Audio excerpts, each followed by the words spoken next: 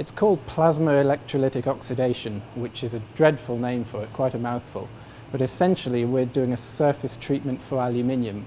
We're converting the surface of aluminium into a much harder coating, a ceramic coating, by injecting energy into it through what looks like millions of little lightning bolts in every square millimetre in every second. That very intense injection of energy converts what would otherwise be a normal anodized coating into something crystalline in forms like sapphire, which are very hard, naturally occurring minerals. We can grow that synthetically on the surface of aluminium very easily. It's primarily for improving wear protection or corrosion protection. Anodizing does that, but not to anywhere near the same degree as our process, because anodizing doesn't generate the crystalline forms like sapphire.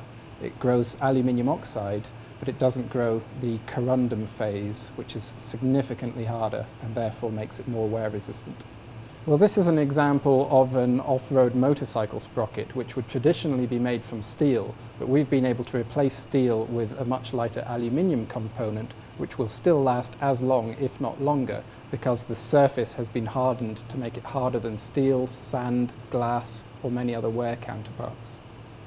I started working on it when I did my PhD in this university over 10 years ago, and at the same time it was being developed by a UK-based company near Cambridge, which I've subsequently joined. And they, by trial and error, developed hundreds of applications, many in motorsport, things like Formula One applications, but ranging through to aesthetics, mobile phone cases and the like, and increasingly more technical applications like plasma-resistant coatings or substrates for electronics. The Royal Society Industry Fellowship is what has enabled the company to start delving in detail into the science of this process. Without that, they wouldn't have had the facilities or the people that I interact with to devote to this project and really explore more technical aspects of it and try and discover new realms of application. It's the sort of consultancy that much larger companies might be able to afford, facilities like X-ray diffraction and electron microscopes, which only the very largest companies could possibly have in-house. We get immediate access to, and I also get to interact on a daily basis with academics and scientists in a wide range of disciplines.